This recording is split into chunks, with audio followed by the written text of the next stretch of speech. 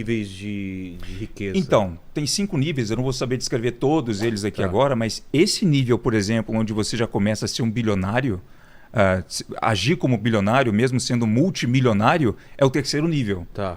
Cara, o 5º nível, eu já vou pular direto para ele. Você tem mais de 1 bilhão. 1 bilhão? 1 bilhão de dólares, vamos falar em dólar, porque... Isso não é a minha empresa vale isso, eu tenho. Você tem. Ah, tá. Exatamente. Você tem. Porque tua empresa pode valer Não, sua empresa 20 pode... vezes mais exato, que isso. Exato, Não é... 20 vezes mais que isso. Eu tenho uma coisa que, desde adolescente, eu mantenho na cabeça. Empresa rica, dono pobre. Empresa milionária, dono rico. Empresa multimilionária, dono milionário. Qual é a lógica? Não entendi. A lógica é que você está sempre basicamente um passo atrás da sua empresa. A sua entendi. empresa ela tem que sempre... Ela tem que ser... Tá na frente. Exato. Na verdade, o último aqui é empresa bilionária, dono milionário. Falei errado. É isso. Tá. Então, cara, no 5º nível, você é uma pessoa que fala assim, porra, esse final de semana meu filho ele é fã do Neymar. Neymar, olha só, toma aqui 200 milhões para sua empresa aí de caridade, só aparece aqui no aniversário dele, bate uma bolinha. É nesse nível. É nem dói no bolso. Não dói no bolso. É tipo isso. Ô Lene, você falar, hoje vou fazer uma loucura. Hoje eu vou Vou até o Rio de Janeiro de carro.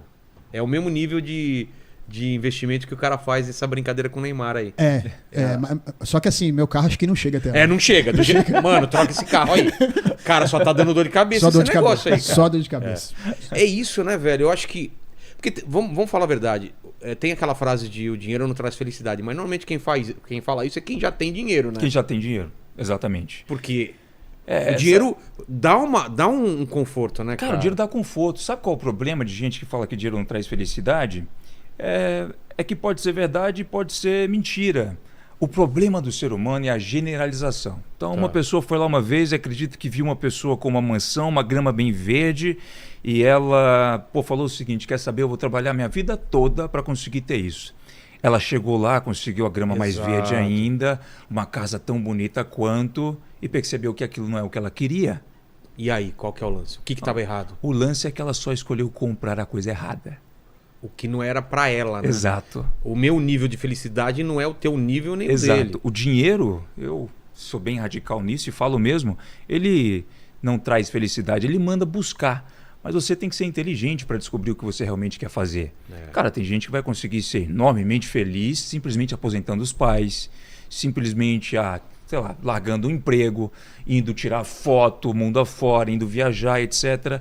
Isso é felicidade. A questão é que, cara, a maior coisa que vai ligar você ao teu objetivo, às vezes, em muitos casos, é a grana.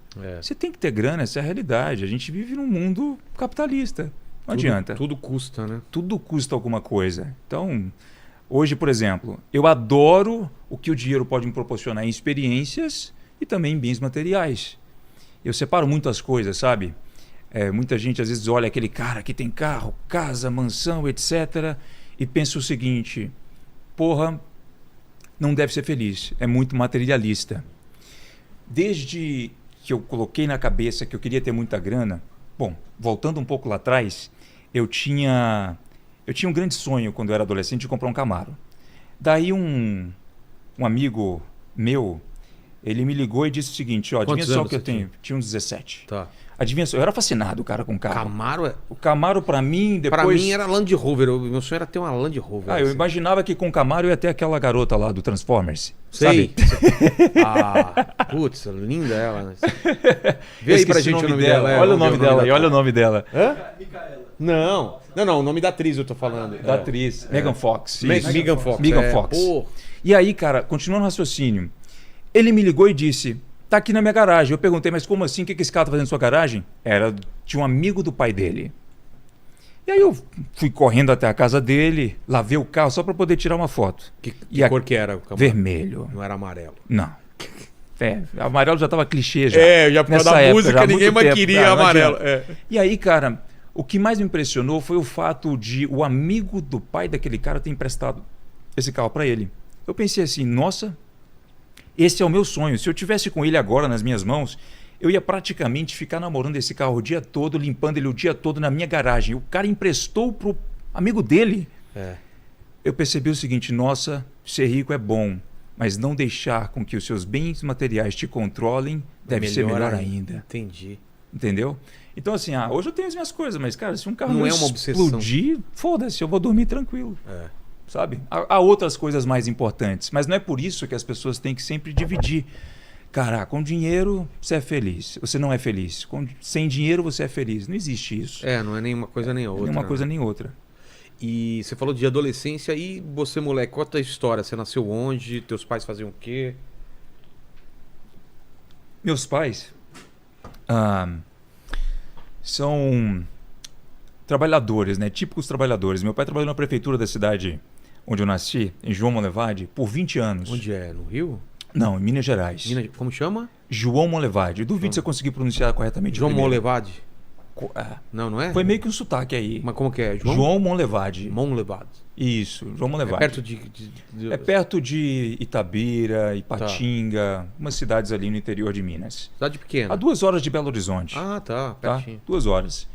E aí, bom, a minha mãe sempre teve uma loja de confecção, roupas, calçados, e tudo que os dois faziam era meramente para pagar as contas em casa, sabe? Meu pai era sempre muito aficionado com estudos, porque ele percebeu que, cara, ele era, segundo ele, o garoto mais inteligente da sala, de matemática. E aí o pai dele, no momento que viu que ele podia conseguir carregar peso, tirou ele da escola para ele poder trabalhar numa olaria de tijolos. Então ele vivia a vida carregando tijolos. O meu pai também já teve uma bicicletaria, ele foi mecânico de bicicleta. Então assim, nasci em João Monlevade, uma cidade bem pequena no interior de Minas. Ali eu fui muito influenciado não só pelos meus pais, mas pelos meus amigos também a seguir aquele caminho mais tradicional de estudo, etc., pelo qual não tenho nada contra. Eu só observei na época que, o assunto que eu quero estudar, eu não vi nenhum professor numa faculdade que tenha literalmente o know-how absoluto para me ensinar aquela matéria. Como ficar rico. Não que isso seja um amuleto para o sucesso, mas você já viu algum professor chegando para dar aula de Lamborghini? Não. Pois é. Não que seja um amuleto para o sucesso, não que bens materiais sejam isso. Mas é porque já nessa época eu observava que o cara que era dono do supermercado do lado da escola, por exemplo, ou outro empresário que não tinha terminado os estudos de forma completa, era milionário.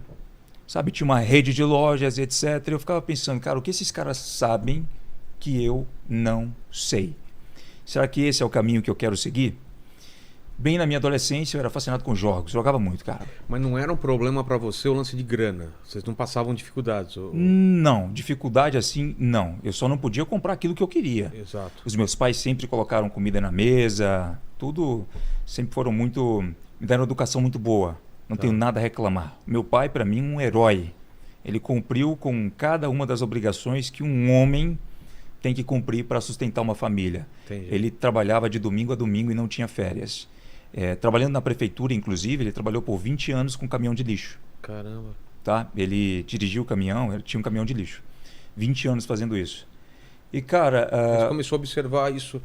Por que esses caras ganham dinheiro e outras profissões... ganham dinheiro? Porque algumas profissões dão dinheiro e outras não. Exato. Pô, eu tinha meio que uma tara, cara, por tentar entender o que aqueles ricos faziam, porque a diferença, era, na minha cabeça, era muito absurda. Passava um carro, por exemplo, esportivo na minha frente enquanto eu estava indo para a escola e eu perguntava para os meus amigos, cara, como assim? Vocês não ficam intrigados em procurar entender o que aquele cara fez para conseguir comprar aquele carro? Eles, não, você viu o jogo ontem? Entendi. Eu era esse teu amigo aí, quando era criança. Eu era o cara que passou uma Lamborghini, o cara, você viu a Lamborghini e falou, então, mas você viu o jogo ontem, cara? E inclusive eu vi, né? Infelizmente, eu tava lá no estádio e o Corinthians perdeu. Mas daí eu comecei a pesquisar coisa e tal. Eu gostava muito de jogos nessa época. E eu ficava pedindo pro meu pai e minha mãe uma placa de vídeo para eu conseguir rodar os jogos no computador ali. Para quem sabe que não é, a placa de vídeo cara, é uma peça ali que você tem que ter para aumentar a computação gráfica. E uma placa boa é cara, né? É, cara. Crysis na época, né? Um jogo que saiu aí e tal. Eu era dessa época aí. Mas você era de brincar na rua também? Cara, muito pouco. Não, mesmo? Nunca brinquei na casa? rua. Ficava mais em casa. Era o Weirdo, aquele cara mais estranho, sei, sabe? Sei. É mesmo? Então, a galera não... E tímido também ou não? Já era tímido. Era tímido. Na verdade, não tímido para as coisas que eu gostava de falar. Pô, se a gente entrasse num assunto aqui como estamos falando agora... Mas você apresentava o trabalho na frente sem problema? Apresentava sem problema. Cara, eu era o garoto mais popular da escola. É? Era.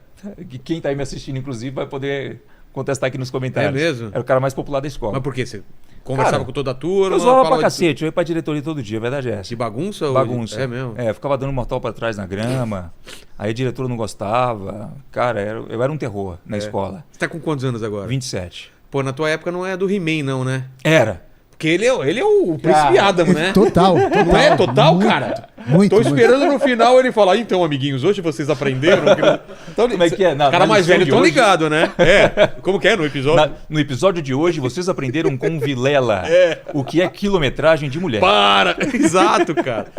E você assistia desenho também? Assistia televisão? Assistia televisão, assistia alguns desenhos. E você era com game? Eu era com game, e aí, como eu não tinha... toda vez o sim do meu pai e da minha mãe para comprar as coisas que eu queria, porque eu era um garoto muito pidão. A verdade é essa. E quanto mais pidão... E teus pais falavam assim, na volta a gente compra também? Não, meu pai falava, pô, vai trabalhar, moleque. Direto, né? Trabalha e compra, cara. E daí eu resolvi abrir meu primeiro negócio de jogos. Como que era o esquema? Então, comprava? eu dava manutenção em videogames. De Xbox 360, PlayStation 3, PlayStation 2. Começou a aprender essa parada? Comecei a aprender em fórum russo, como que eu abria os videogames e dava manutenção, trocava lá o laser, etc. Cara. E isso para os meus amigos da escola, formatava computadores, instalava jogos nos computadores deles. Eu lembro que o primeiro negócio foi na minha casa. Minha mãe odiou. Por quê? Porque ela era muito aficionada com limpeza, esse tipo de coisa, né? E pegou um canto aí eu peguei um canto lá no meu quarto, eu fazia as pessoas subirem uma escada para poder eu ter ali na minha janela como se fosse a bancada da minha loja. Sabe? As pessoas iam lá e pediam as coisas e tal. E daí, cara, eu também saía dali para ir na casa das pessoas, formatar computadores, fazer esse tipo de coisa. Então eu já ganhava ali os meus R$15, R$20 e balançava pra minha mãe assim, eu falava, agora eu vou comprar aquela placa de vídeo aí, tá vendo só, eu tô conseguindo. E aí você sacou que, pô, legal esse negócio de ter um dinheiro para comprar minhas paradas, é isso? Cara, saquei. Se eles tivessem me dado tudo nas mãos naquela época, eu acredito que eu não seria o cara que eu sou hoje. Entendi. Eu teria talvez sido um cara mais acomodado. Pode ser. Sabe? E aí eu resolvi montar uma loja de games, literalmente. Lá na sua cidade? Lá na minha cidade. Enquanto eu estudava, eu fazia cerca de 5 mil, 4 mil reais meio período. E eu pensava o seguinte, pô, peraí, eu estou estudando na parte da manhã, trabalhando na parte da tarde, até a noite nessa minha loja, onde as pessoas podiam ir. Eu lembro que até muita gente chegava e falava assim, pô, cadê o dono? Porque tinha um garoto de 18 anos lá. Os caras não acreditavam que você era o dono. Acreditava que eu era o dono da loja. E aí, cara, inclusive a porra do meu número tá no YouTube até hoje, em algum lugar, gente que me liga, você tem... Sério? Faz manutenção aí. Telefone fixo? Cara, não, celular. Celular? É que eu não troco meu celular, cara. Eu tenho um amor ao meu número de telefone, É um número bom? É um número bom. Tá. Eu não troco. E aí, nessa época eu aprendi a conquistar as minhas próprias coisas, sabe? Do meu jeito, porque a minha mãe me dava não, vai lá, conquista e trabalha. Eu já vim com ela aqui, inclusive, em São Paulo, para fazer compras na Feira da Madrugada. É isso que chama Feira da Madrugada, né? Tem isso mesmo? O Feira da Madrugada. Eles fazem uma feira ali na região da 25 de março, ali perto do Parque Dom Pedro, a partir das 2 da manhã até umas 6, que é pra galera comprar e já levar pra loja pra vender. Já, isso, pra quem vai lembrar, e ao pesado, o pessoal fica falando, gritando ao pesado, passando e tal. E com 15 anos eu já ajudava a minha mãe a comprar essas roupas, né, na loja de confecção e calçados, que era um negócio bem estreitinho, cara, só para ela pagar as contas, e ela me levava para poder ajudar a carregar peso e etc. Mas enfim, não quero fazer você chorar, calma. Tá. Vamos voltar para outro ponto. Tá. Aí você sacou que... Eu saquei você era bom de um negócio. Eu saquei que eu sabia fazer dinheiro. É. Eu sabia convencer as pessoas a formatarem os computadores delas comigo, enquanto elas iam na minha casa, ao invés de levar para uma loja no centro com o nome de loja de informática. Como você fazia isso? Qual que era cara, eu persuadia Simpatia. Simpatia. Quando não sabia, se virava. Eu falava o seguinte, meu computador está 9 vezes mais rápido porque eu instalei esse programinha aqui, vou instalar no seu de graça, mas tem que formatar. Entendi. Então não é de graça. Aí paga a formatação. Exato, paga a formatação. E aí, cara, eu saí da minha casa, fui para um negócio físico de games e acabei conhecendo nesse negócio físico o marketing digital. Aquilo me chamou a atenção porque eu percebi, cara, peraí, Nesse negócio, apesar de eu estar ganhando os meus 4 mil e já ter raciocinado que isso é praticamente o salário que os caras que estão estudando comigo pela manhã vão ganhar depois de se formarem, eu pensei o seguinte, isso ainda não é o suficiente. Para ganhar muita grana aqui, ou eu vou ter que... Eu já pensava muito alto desde sempre. Então, peraí, se eu tenho uma loja de games, qual é o mais alto nível que isso aqui pode chegar um dia? Uma franquia?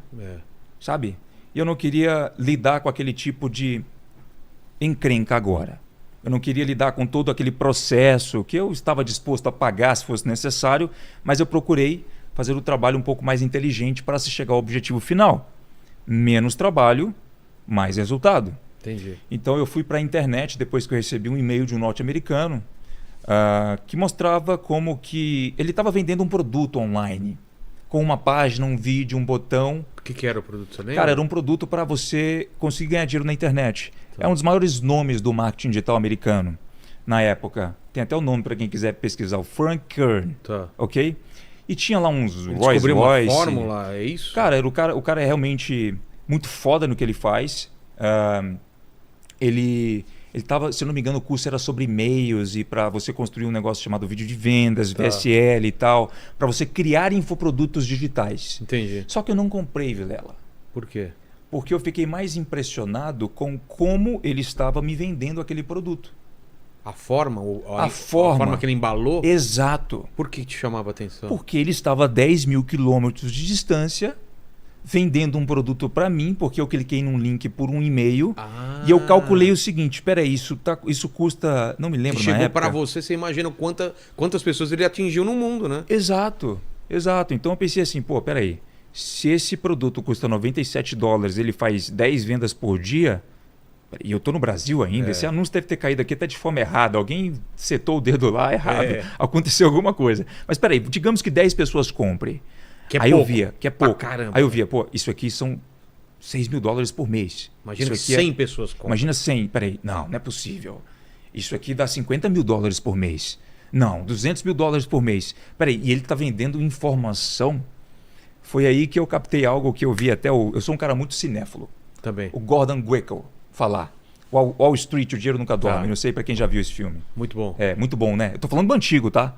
Ah, do antigo? Do antigo. Wall Street, Poder e Cobiça, se eu não me engano. Ele fala o seguinte, a informação é a moeda mais cara do mundo, você não concorda? Sim. E eu concordei com aquilo, porque pensa na seguinte analogia. Eu estou chegando exatamente no ponto que você perguntou, né? Do digital. Porque o que ele estava me vendendo ali, o Frank Kern, era informação. E eu pensei o seguinte, né? conhecimento. Pensei o seguinte, peraí, se eu te disser amanhã, Vilela, que a ação da Bolsa vai subir ou vai cair, quanto você não me pagaria por essa informação? Pô, muita coisa. Então, logo, informação sim é a moeda mais cara que existe.